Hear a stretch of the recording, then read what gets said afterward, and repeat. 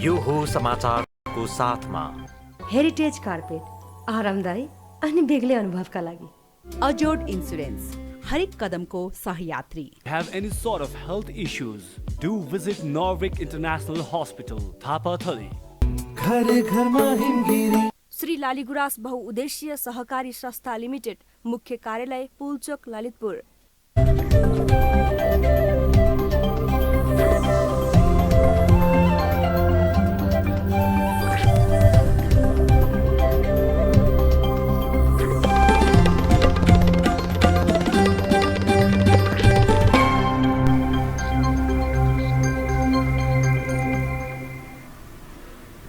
नमस्कार, यो हो समाचारमा स्वागत छ। म दिपेश घिमिरे।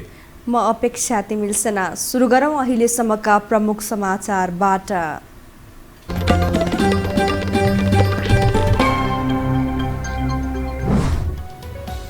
राजनीतिक दृष्टिले पूर्ण रूपमा असफल बन्यो वर्ष 2077।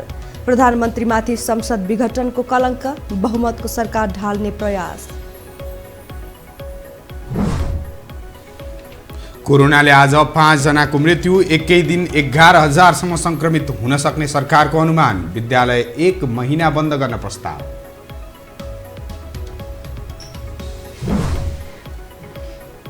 वर्ष 2077 आर्थिक रूपले पनि सकसपूर्ण, सबै परिसूचक निराशापूर्ण देखिए।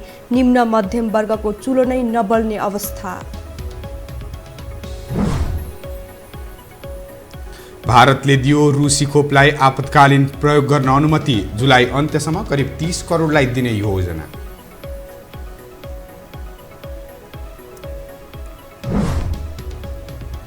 र स्पेनिस क्लब बार्सिलोना बन्यो विश्वकै सर्वाधिक धनी। $4.76 बिलियन मूल्य रियल मड्रिड पछाडि पर्यो।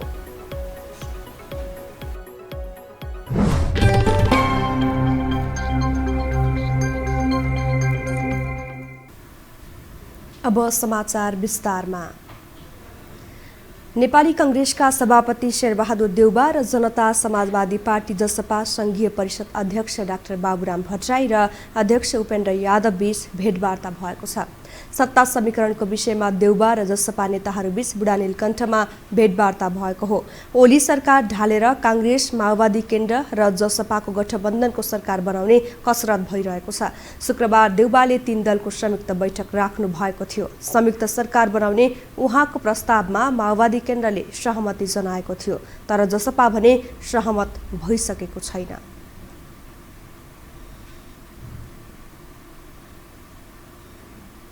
नयाँ वर्षको अवसरमा प्रधानमन्त्री केपी शर्मा ओलीले देशवासीको नाममा सम्बोधन गर्नुहुने भएको छ। विकसित राजनीतिक घटना, आर्थिक तथा देशको समग्र अवस्थाका बारेमा प्रधानमन्त्री ओलीले सिंहदरबारबाट देशवासीलाई सम्बोधन गर्न लाग्नु भएको हो। यस क्रममा उहाँले सरकारले हासिल गरेको उपलब्धिको बारेमा जानकारी गराउनुहुने बताइएको छ। यसैगरी आगामी वर्षमा गर्ने विकासका ठूला योजना, सामाजिक सुरक्षाका क्षेत्रमा गर्ने कामबारे पनि प्रधानमन्त्री ओलीले जानकारी दिनुहुनेछ।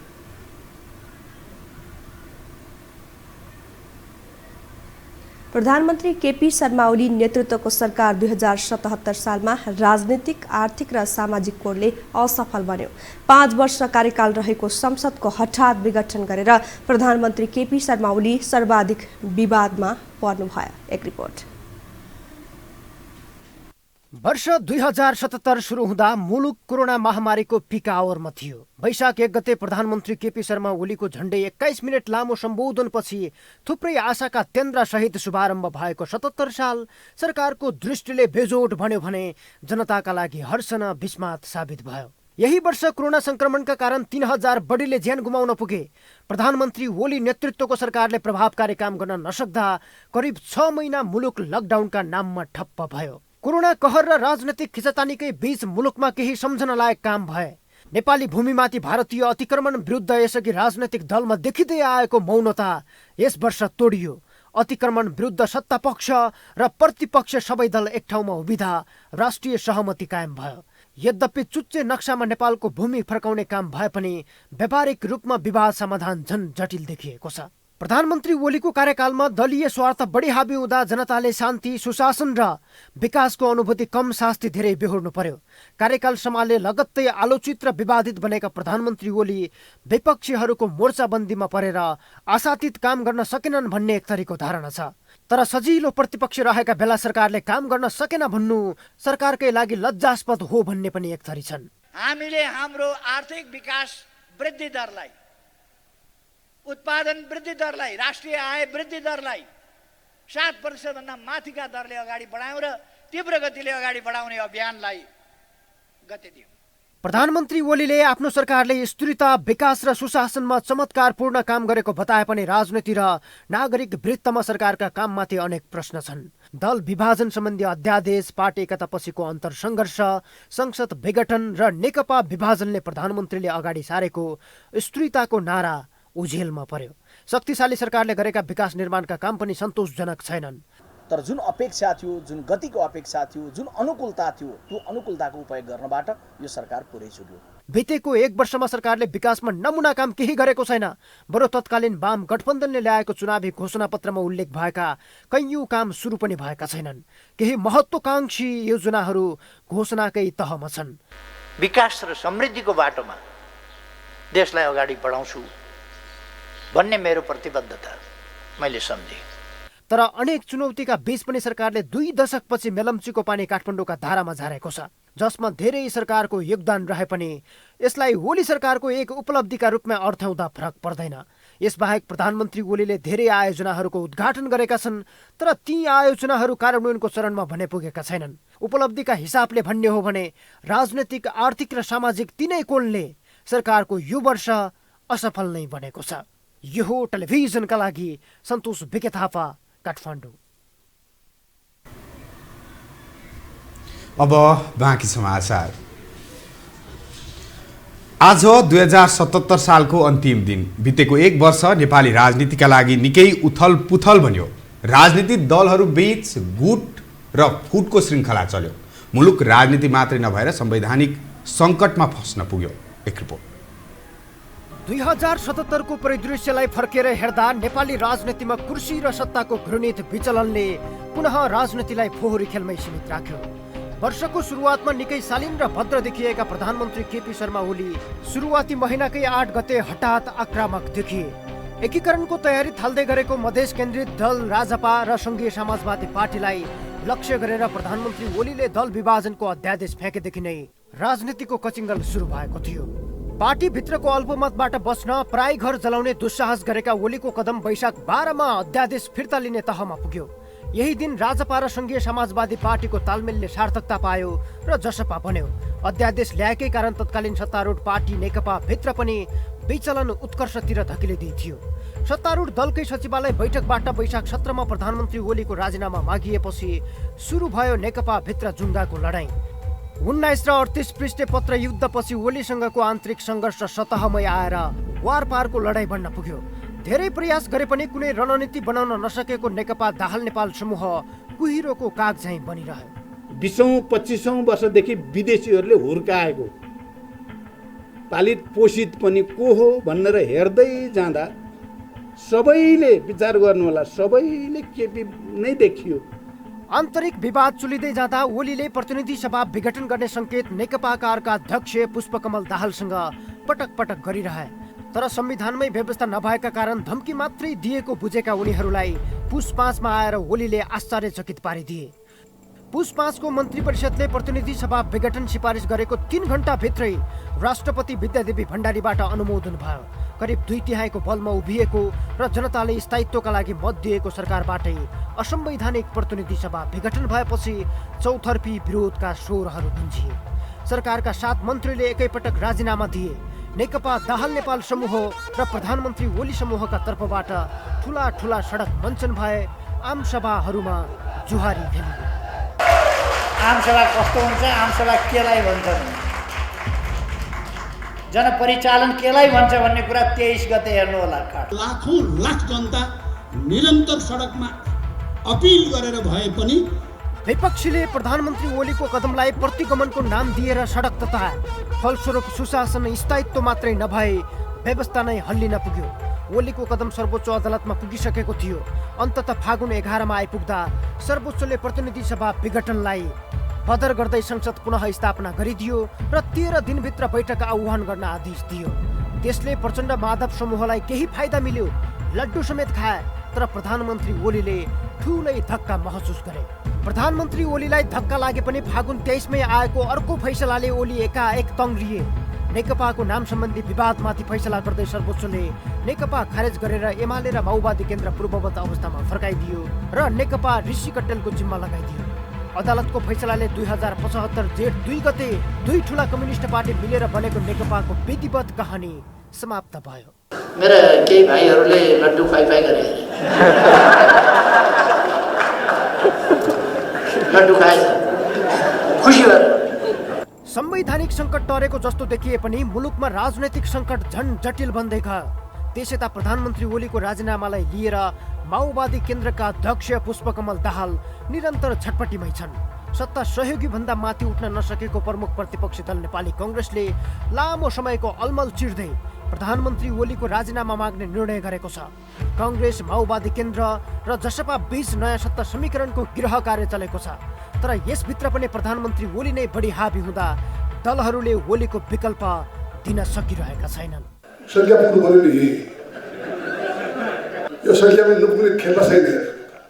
एमाले भित्र प्रधानमन्त्री ओलीले निषेधको राजनीति सुरु गर्दै वरिष्ठ नेता माधव कुमार नेपाल सहितलाई निलम्बनको कारबाही गरेका छन्।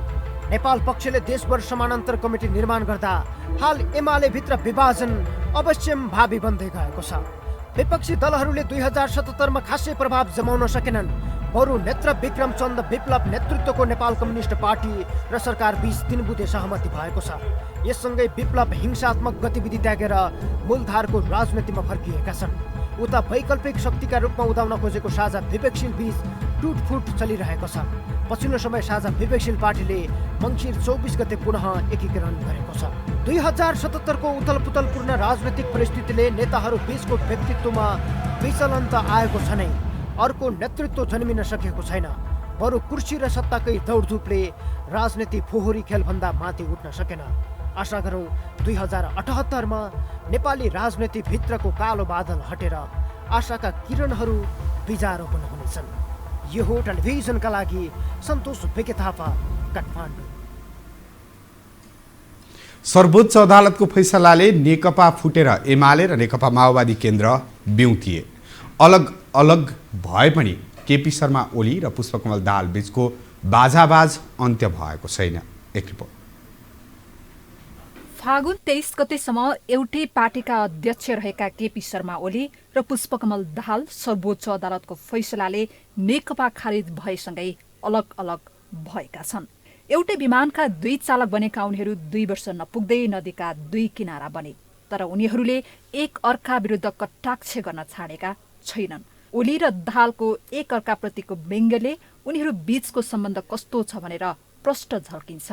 सोझो भनाइमा आफ्नो मानो खाएर आफ्नै बाटोमा हिँडे पनि उनीहरू एक अर्कालाई देख्नै नसक्ने अवस्थामा पुगेका छन्। हजारे भैँसी खायो, पुटुक्क भयो, पुत्रुक झऱ्यो, अहिले किर्ना।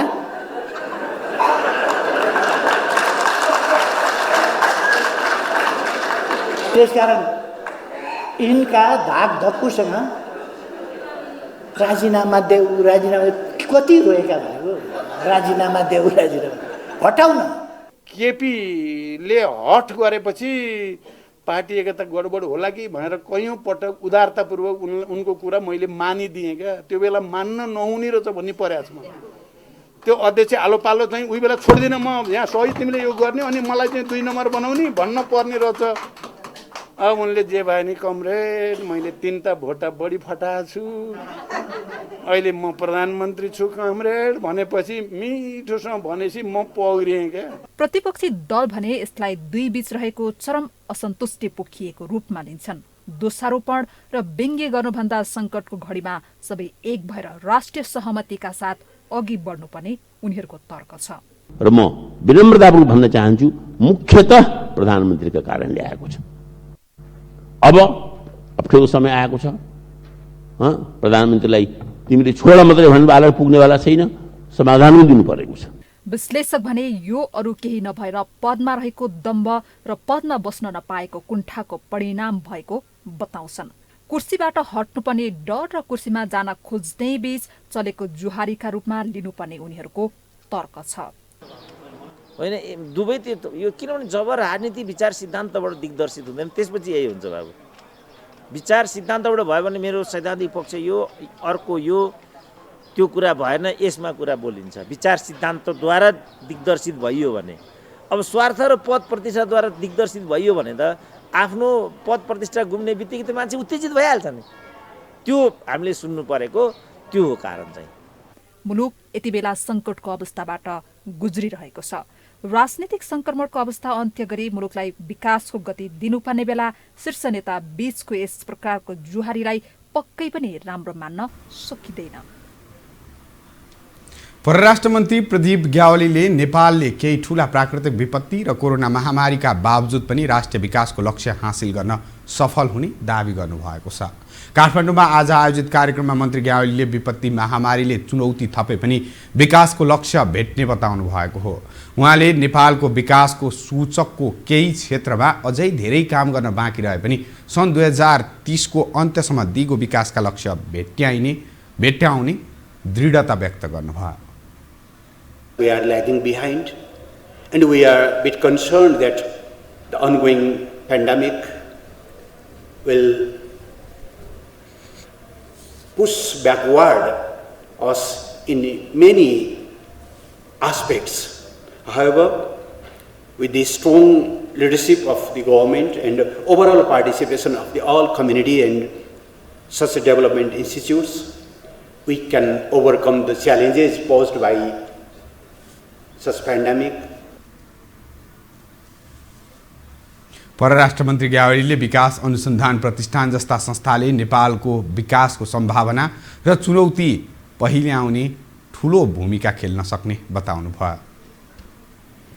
नेपालमा कोरोना संक्रमणले आज 5 जनाको मृत्यु भएको छ। स्वास्थ्य तथा जनसङ्ख्या मन्त्रालयका अनुसार आज देशभर 517 संक्रमित भेटिएका छन्।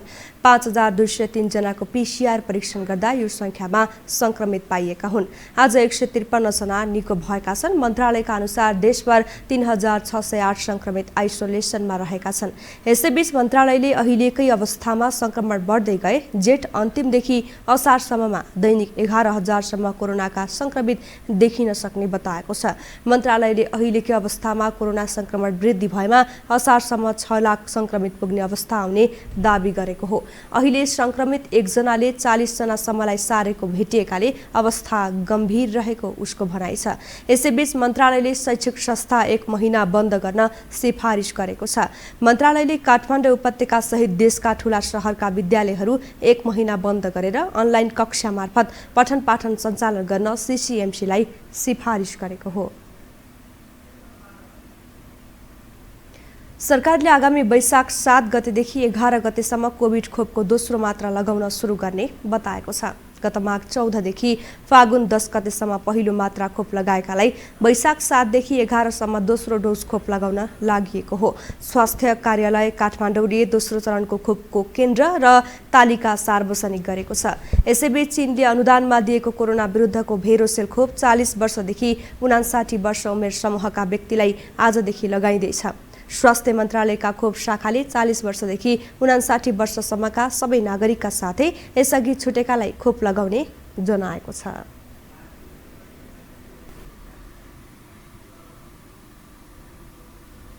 अब बाँकी समाचार।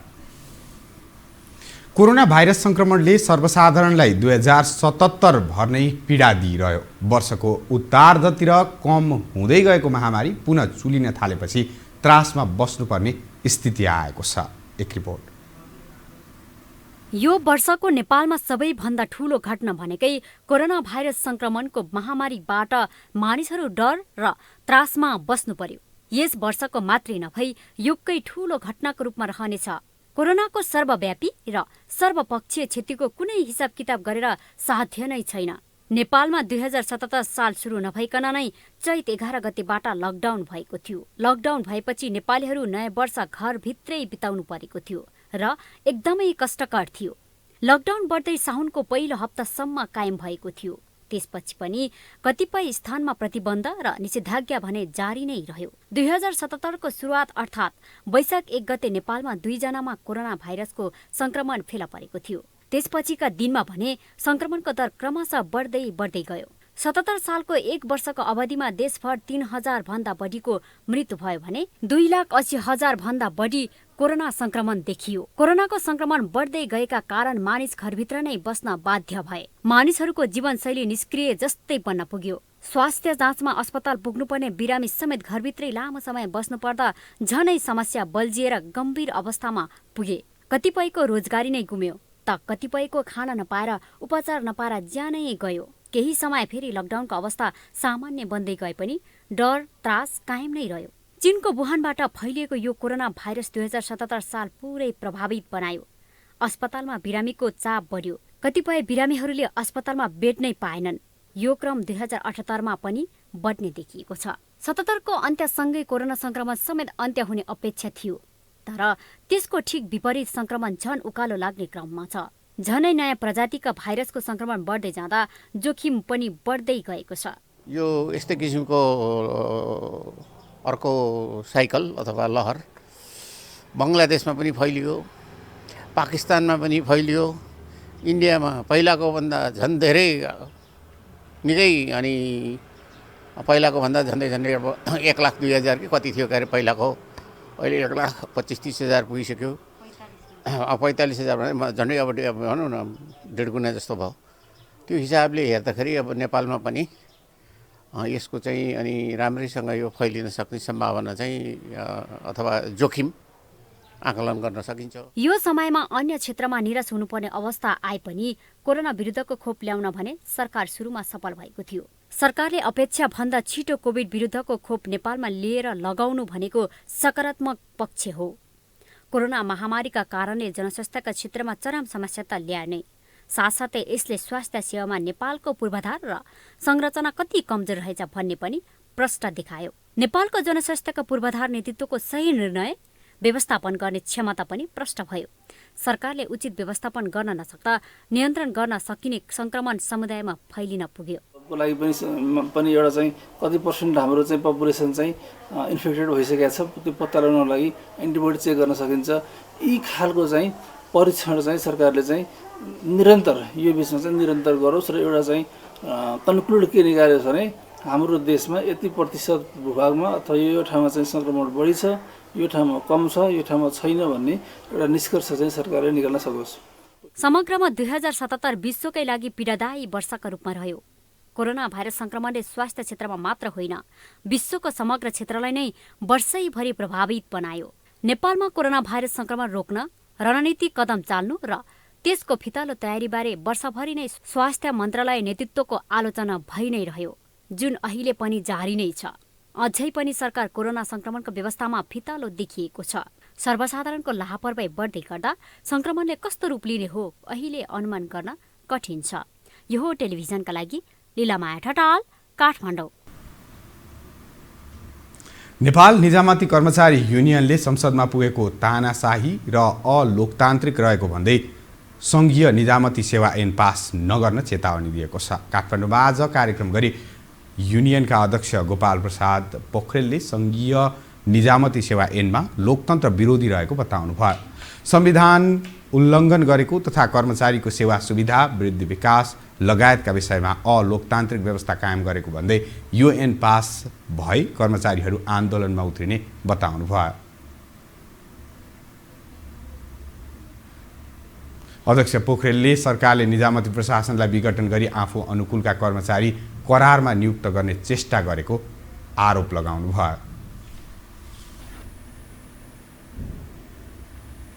अब पालो आर्थिक समाचारको।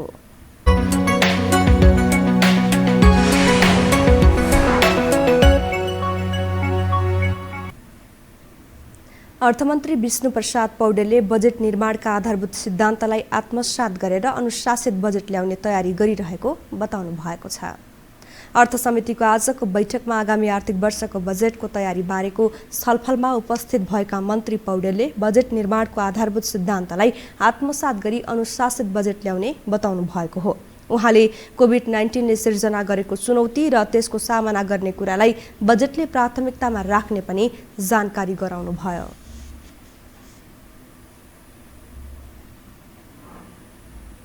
यो बजेट हामीले चाहिँ एउटा अनुशासित बजेटको रूपमा बजेट निर्माणका फन्डामेन्टल प्रिन्सिपल्सहरूलाई स्ट्रिक्टली फलो गरेको एउटा अनुशासित बजेटको रूपमा हामीले यो बजेटको तयारी गरिरहेका छौँ। पहिलो कुरा।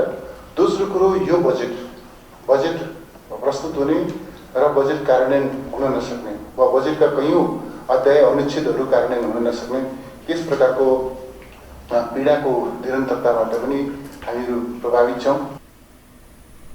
अर्थमन्त्री पौडेलले अन्य मन्त्रालयसँग पनि समन्वय गरी बजेट निर्माण गर्ने बताउनुभयो। उहाँले बजेट निर्माणमा सम्बन्धित मन्त्रालय नै सम्पूर्ण रूपमा जवाबदेही भएर काम गर्ने विश्वास भएकाले हस्तक्षेप नगर्ने पनि स्पष्ट पार्नुभयो। राजनीतिक क्षेत्रमा मात्र नभई आर्थिक दृष्टिले पनि वर्ष 2077 सकारात्मक रहेन। प्रायजसो सबै आर्थिक सूचक नकारात्मक रहे भने निम्न मध्यम वर्गको चुल्हो नै नबल्ने अवस्था आयो। के अवस्था वर्ष 2078 मा सुधार होला त? एक रिपोर्ट। 2077 वैशाखलाई स्वागत गर्दै गर्दा देश पूर्ण रूपमा लकडाउनको अवस्थामा थियो। कल कारखाना, उद्योग धन्दा र सबै खाले आर्थिक गतिविधि ठप्प थिए। मानिसमा त्रास र निराशा छाएको थियो। अहिले ठिक 1 वर्षपछि स्थिति केही फरक छ, तर अनिश्चितता र त्रास भने उही रूपमा व्याप्त छ। प्राविधिक रूपमा बजार खुल्ला छ, तर आर्थिक कारोबार सुस्त छ। उद्योगहरू सञ्चालनमा त छन्, तर पुरानै अवस्थामा फर्किन निकै कठिन पारिरहेको छ। अहिले देशको आर्थिक वृद्धि दर हालसम्मकै ऋणात्मक स्थितिमा रहेको छ। यसबीच 15 लाख भन्दा बढी नेपालीले रोजगारी गुमाएको तथ्याङ्क सार्वजनिक भइसकेको छ।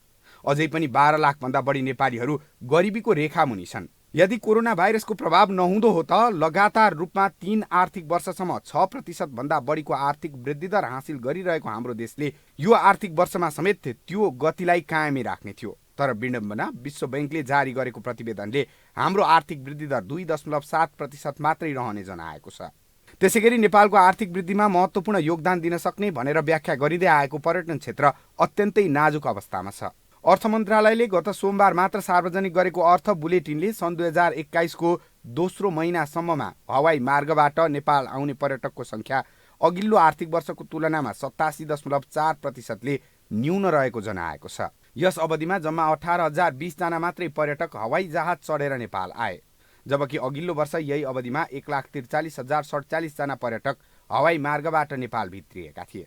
नेपालको जीडीपीमा सर्वाधिक महत्त्वपूर्ण हिस्सा बनेको कृषि क्षेत्रले मात्रै कोरोनाका कारण 19 अर्ब भन्दा बढी क्षति बिहोरेको एक अध्ययनले देखाएको छ। सरकारको लक्ष्य अनुसार राजस्व सङ्कलन गर्न सकिएको छैन। स्थिति यहाँसम्म तल झरेको छ कि नेपालमा औपचारिक रूपमा बजेट ल्याउन थालिएको 70 वर्षको इतिहासमा दोस्रो पटक सरकारले अघिल्लो वर्षको भन्दा कम अर्थात् 14 खर्ब 47 अर्बको बजेट विनियोजन गरेको थियो, जबकि अघिल्लो वर्ष 15 खर्ब 32 अर्बको बजेट ल्याइएको थियो। नयाँ वर्ष सुरु भएको 1.5 महिनामा ल्याउनै पर्ने अर्को बजेटको आकार त्योभन्दा घट्ने सम्भावना देखिँदैछ। यसबीचमा आम नागरिकमा आशा सञ्चार गराउने कुनै पनि काम भएको छैन। यस वर्ष इन्धनको भाव अत्याधिक बढेको छ। राष्ट्रब्याङ्ककै तथ्याङ्क हेर्ने हो भने पनि पछिल्लो 8 महिनामा दैनिक उपभोग्य वस्तुको मूल्य 20% भन्दा बढी बढेको छ। वर्ष 77 का अन्तिम 2 महिना फागुन र चैतमा त झन् बजार भाव यति चर्किएको छ कि निम्न मध्यम वर्गहरूको चुलो बल्न नै सकस पारिरहेको छ। यसरी समग्र रूपमा हेर्दा वर्ष 2077 आर्थिक रूपले अत्याधिक सकसपूर्ण वर्ष रह्यो।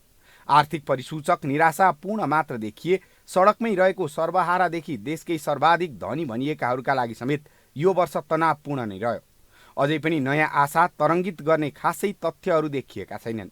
तथापि अपेक्षा र कामना गरौँ नयाँ वर्ष 2078ले सुख, समृद्धि र आर्थिक विकासको नयाँ ढोका खोल्नेछ। अब बाँकी समाचार। नेपाली शेयर बजारको इतिहासमा भने 2077 फरक वर्ष रह्यो। शेयर बजार परिसूचक नेप्से अनेकौं पल्ट इतिहासको उच्च बिन्दुमा पुग्यो।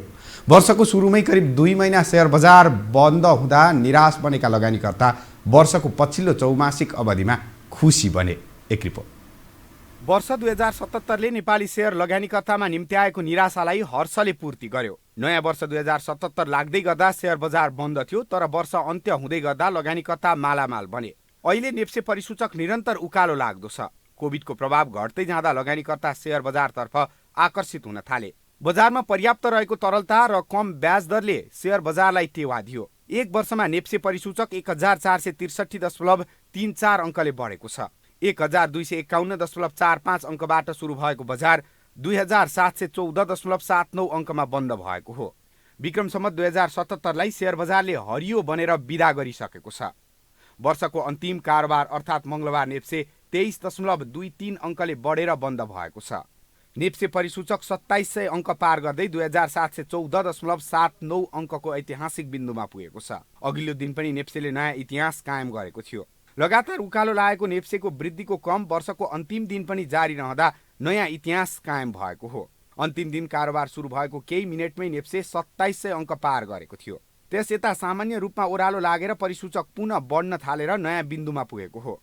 विक्रम सम्वत 2077ले शेयर बजारलाई बिस्तारै परिपक्व बनाउँदै लगेको छ।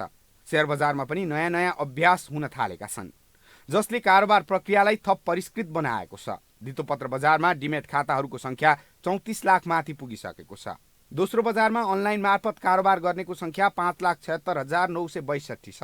शेयर बजारमा नीतिगत व्यवस्था दिन प्रतिदिन थपिँदो छ। बुक बिल्डिङ थपिएको नयाँ व्यवस्था हो, यद्यपि पूर्ण रूपमा कार्यान्वयनमा आइसकेको छैन।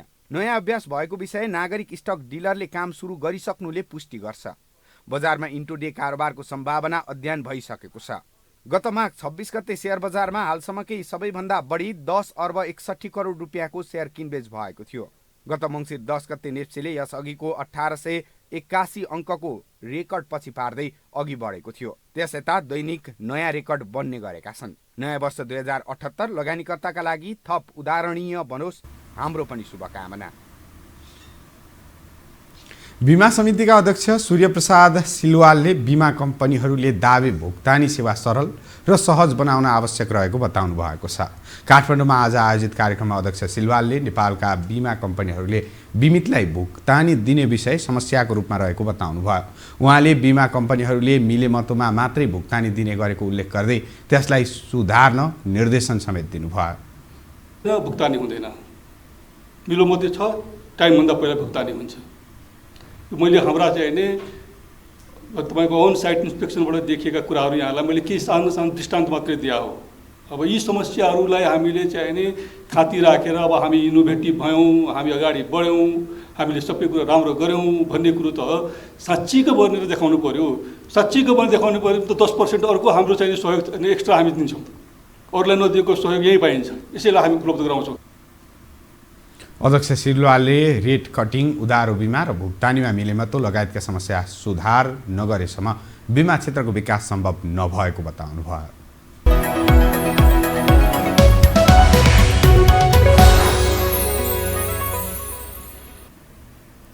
भारतले कोभिड-19 विरुद्धको रुसी खोप स्पुतनिक भीलाई आपतकालीन प्रयोगका लागि अनुमति दिएको छ। कोभिड संक्रमितको संख्या तीव्र गतिमा बढेसँगै भारतले खोप अभियानलाई गति दिन रुसी खोपलाई अनुमति दिएको हो। भारतमा हाल सेरम इन्स्टिच्युटले उत्पादन गरेको एस्ट्राजेनिकाको कोभिसिल्ड र भारत बायोएनटेकको कोरोना भ्याक्सिनलाई अनुमति दिएको छ। त्यहाँ हालसम्म करिब 1 करोड 8 लाख मानिसलाई खोप दिइसकिएको छ। भारत विश्वकै ठूलो खोप उत्पादक राष्ट्र हो। जुलाईको अन्त्यसम्ममा करिब 30 करोड मानिसलाई खोप सक्ने भारतको महत्त्वकांक्षी योजना छ।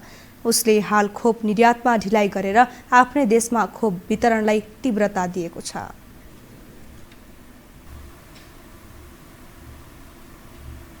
अब पालो खेल समाचारको।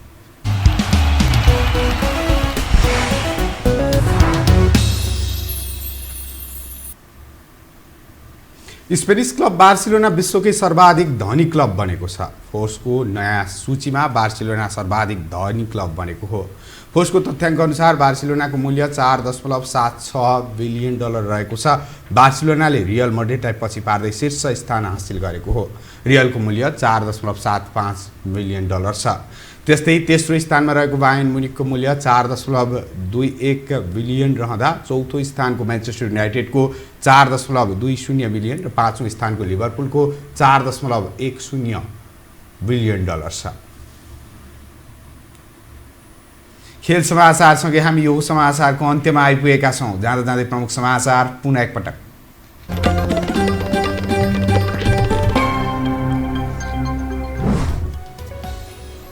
राजनीतिक दृष्टिकोणले पूर्ण रूपमा असफल बन्यो वर्ष 2077। प्रधानमन्त्रीमाथि संसद विघटनको कलङ्क, बहुमतको सरकार ढाल्ने प्रयास। कोरोनाले आज 5 जनाको मृत्यु, एकै दिन 11,000 सम्म संक्रमित हुन सक्ने सरकारको अनुमान। विद्यालय 1 महिना बन्द गर्न प्रस्ताव। वर्ष 2077 आर्थिक रूपले पनि सकसपूर्ण, सबै परिसूचक निराशापूर्ण देखिए, शेयर बजार भने सकारात्मक।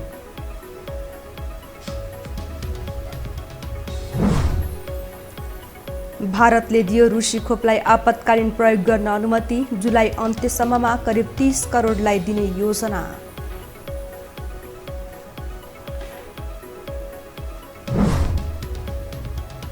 र स्पेनिस क्लब बार्सिलोना बन्यो विश्वकै सर्वाधिक धनी, $4.76 बिलियन मूल्य। रियल मड्रिड पछाडि पर्यो।